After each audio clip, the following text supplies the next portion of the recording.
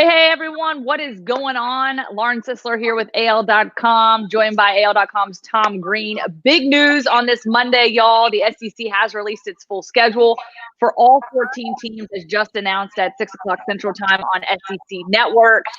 And Tom, first and foremost, I just got to say, the whole process, sitting here watching the TV as they unveil the schedule week by week for each SEC team was pretty wild, wasn't it? Yeah, no, it was certainly different. I mean, we're used to knowing these things, year out sometimes. So it was definitely different. I kind of appreciated that they went week by week as opposed to team by team. Especially as someone who had to get a story up right as soon as the whole schedule was announced. But it made for good TV. It was a little weird that they kind of teased it early in the afternoon with the week 1 game and then made us wait 4 hours for the rest of it. But I mean, I get it. We've been starving for sports for 5 months now, just about. You got to milk it when you can. Yeah, no doubt. And I think it was good for the SEC network to release it the way that they did. Obviously, on the air, Dari Noka was on there, Roman Harper, as well as Greg McElroy, kind of breaking things down. And to your point, we haven't had this opportunity. So I'm going to have Patrick, our producer, pop up the schedule here. So we'll kind of go down the list here and sort of highlight some of the spectacle, if you will, some of the bigger games that might be more intriguing than others. And of course, as you said earlier in the day, they talked about the week 1 matchup, and that obviously was Auburn playing Kentucky at home at Jordan-Hare Stadium. That's September 26th. Keep in mind the season does start later. So when you look at this, Tom, first of all, season starts the 26th. The SEC championship game now several weeks later on the 19th. A very interesting schedule. And, we look at this schedule. I don't know about you, but Auburn, pretty tough strength of schedule in years past. And I don't think they get much of a break this year based on sort of what I'm seeing here. No. Auburn's used to having a tough schedule year in, year out, playing in the SEC West, having to go up against LSU and Alabama every year, Texas A&M, and then having their permanent cross-division rival being Georgia. So, they're used to kind of facing a murderer's road. This year, it's a little more broken up. They get Georgia in week 2, which is really weird. I know they were going to play in October anyway this year, but this is going to be the earliest meeting ever between the two schools since 1892. Which is the first time they ever played. So game looks a little different. Game looks a little bit different nowadays, as one of my friends put it. But yeah, they close the season at Alabama on Thanksgiving, which is traditional. It's just a little weird that it's not going to be the regular season finale between the two teams. First time since 2001 that's been the case, and the only reason that happened was because of the September 11th attacks. So those early season week 3 games had to be rescheduled for December. And then they finished the regular season with Texas A&M at home. So that is a little tough back-to-back there to close out the season for Auburn. But, at least they do get to close at home this time. A couple other things that really stood out to me, you get Kentucky in the season opener. There could be some intrigue there since Joey Gatewood transferred to Kentucky. He's still waiting on word for his waiver for immediate eligibility. He probably won't be the starter, but if he does get cleared, would be curious to see, him on the field going up against Auburn and Bo Nix after, those two battled each other out for the starting job last season. And, the other thing that really stood out to me is that Auburn doesn't have back-to-back home games this year. Oh, that's a good point. Yeah. Yeah, it's just strange. I think it's the first time since the 60s, I think, or that may be the case. On the other side, they only have back-to-back road games once. So I think the SEC did a pretty good job of divvying out their schedule. Those 2 back-to-back road games, they do come the week before Auburn hosts LSU on Halloween. So not doing them any favors there. But, Gus Malzahn kind of commented on it earlier today. Auburn is used to having such a tough schedule, having a 10-game SEC-only slate. I mean, they're not fazed by the 2 additional SEC opponents. Might be tougher for some programs that aren't used to having that murderer's row of SEC West teams plus Georgia every year. So he feels that, Auburn's kind of uniquely positioned here to excel with this new schedule. Yeah, no doubt. And I think this year obviously brings a lot of intrigue, and there's many reasons for that. Obviously, the presence of COVID-19 being the primary one.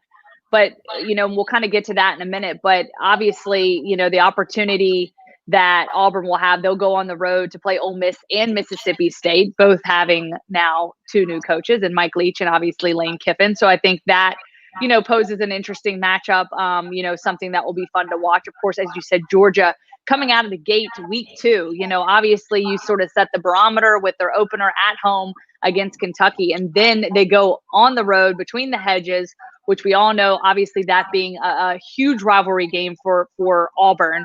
And so in essence, you're really almost like it's sort of week 2, they're getting their big rival. And then obviously in week 10, which is interesting because it's almost sort of the bookend of the season, right there in between. And so, I just think that the strength of schedule will be a big factor here. And, obviously, another one we always highlight on the schedule is LSU. So obviously LSU coming to Auburn this season, I think is great.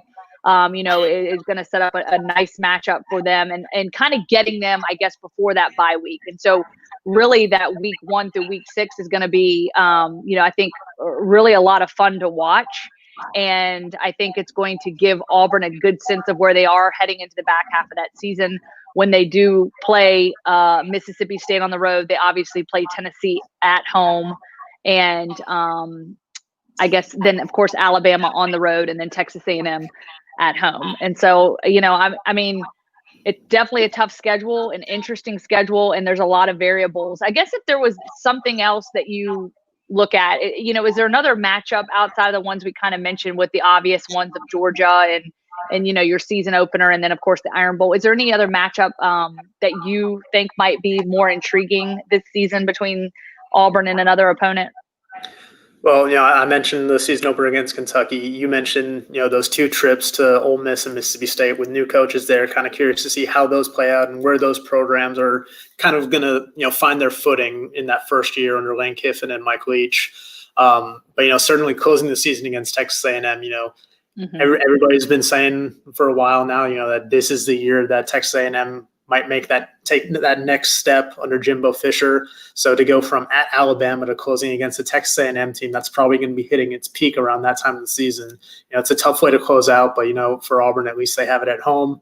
We don't know what the attendance situation is going to be for fans from in the stadium. So Auburn, which usually prides itself on having one of the best home field advantages with its crowd, we don't know what that scenario is going to be. So just really curious to see, how the end of this season, plays out for Auburn there. Yeah, I think that's a really good point. And then, I was talking to Matt Scalisi about this previously on another Facebook feed that we did on the Alabama side. And, I think one of the most intriguing things about this season is, first of all, Gus Malzahn talked about it kind of out of the gates during his press conference via Zoom, mind you. So that, first of all, is weird, right? You're not sitting in the room having a conversation with Gus Malzahn. Everything's being done virtually at this point. But he talks about how camp is going to be different this fall. You have 5 weeks. Essentially, they're going to go, Tuesday, Wednesday, Thursday. They take Friday off. They scrimmage Saturday. But really, he said it's about building depth. And a lot of that has to do with the fact that we really don't know how much depth they're going to have week to week. So you take injuries out of it. You also have COVID playing into this. So if one of their guys does perhaps test positive and has to quarantine, he's going to have to sit out 2 weeks, that sort of deal. Then that could change the entire dynamic of the roster in any given week. So week 1, they come out of the gates, firing, and week 2, it could look totally different, not only for Auburn, but also its opponent. And so I think when you kind of look down that schedule and you think week to week, like this is sort of what we have, but I really think each week you're having to really adjust your way of thinking based on the personnel that will be available on the field in any given scenario. Oh yeah, absolutely. I think fall camp this year is going to be more important than any other year that we remember. Just because you factor in that they didn't have a true spring practice to evaluate players. So Gus Malzahn said today they're going to do a lot more 11-on-11 work during fall camp. They're going to do a lot more scrimmage reps in fall camp because they need that evaluation period. They need to develop that depth. And, I asked Gus Malzahn today specifically about the quarterback position because, you look at Auburn's quarterback depth last year. They just had Bo Nix and Cord Sandberg after Joey Gatewood transferred. So they didn't have much there. But then you look at what they did this offseason. They brought in a grad transfer from Bowling Green who has starting experience in Grant Loy. They brought in Cam Newton's little brother, Kalen, who was an All-American at the FCS level with Howard. Led one of the biggest upsets in college football history in terms of point spread when they beat UNLV a few years ago. He's listed at wide receiver, but he's got that winning experience at quarterback and, could be on that depth chart at quarterback to provide depth. Obviously, Cord Sandberg's back. They've got a true freshman in Shayo Garnett there. So I think that this is probably the most quality depth that Auburn has had in that quarterback room. And I think part of that is by design, just because of the uncertainty with the season where you could have your starting quarterback or your top two guys, out because they have to be quarantined. So it's just a weird dynamic. You could have your whole quarterback room gone, which, is another thing I think, the Kalen Newton thing kind of could play in there because he's going to be spending most of his time in the wide receivers room. So if you have your whole quarterback room gone, you can move him to quarterback with ease, especially, given his familiarity with that offense. The offense Auburn runs is obviously very similar to what Howard did when he was there because Howard's offensive coordinator was one of Gus Malzahn's, star receivers at Tulsa, Brendan Marion. So he's just got familiarity with that offense. And like you said, depth is going to be more important than ever this year. Yeah, I think we got depth, and I think versatility is going to play into this big time. But, I think we talked about this the last time we spoke when some of the initial divisional opponents were matched up a couple weeks ago.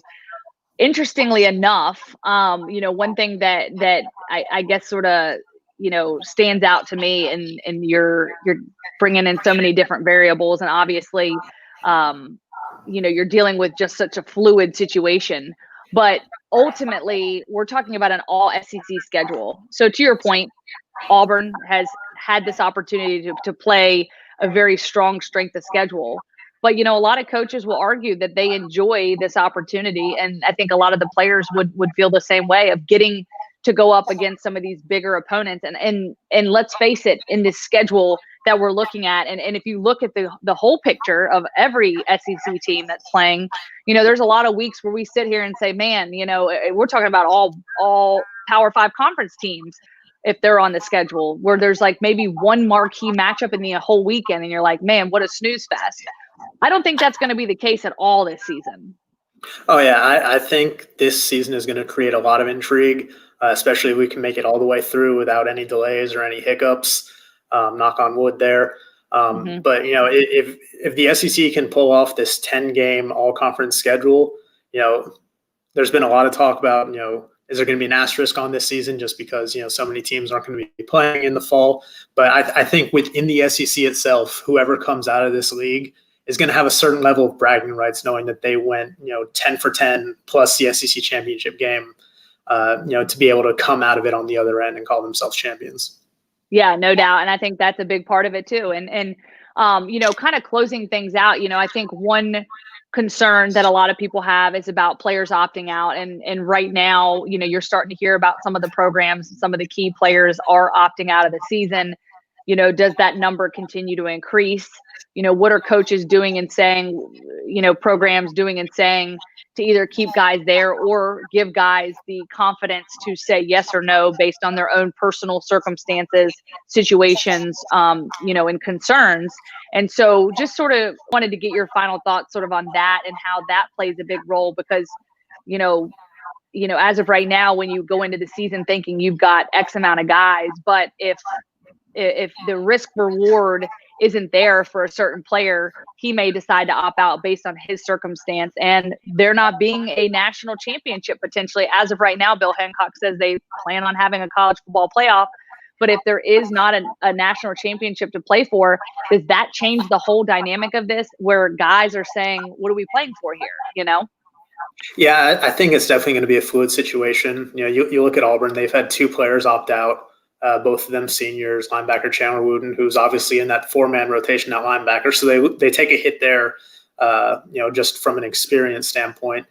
Defensive back Trayvon Leonard opted out a day later. because he contracted coronavirus and he had an underlying health issue that they discovered that he realized is just not safe. No other players yet have approached Gus Malzahn about this, had any real concerns about wanting to opt out. But Gus Malzahn said, if a situation arises and a player feels it's in their best interest to opt out for safety or health reasons, they're going to support them. They're going to respect them 100% on that decision. But going back to what you said, depth is going to be super important. Going to be curious to see what teams depth is going to take a hit because of players maybe opting out or because they're quarantined or whatever. But even if they're not playing for a national championship, some of these guys they might just be wanting to be able to prove themselves and put more on tape for NFL teams. So it's really going to be interesting to see how everything plays out for this whole season for, like you said, a myriad of reasons.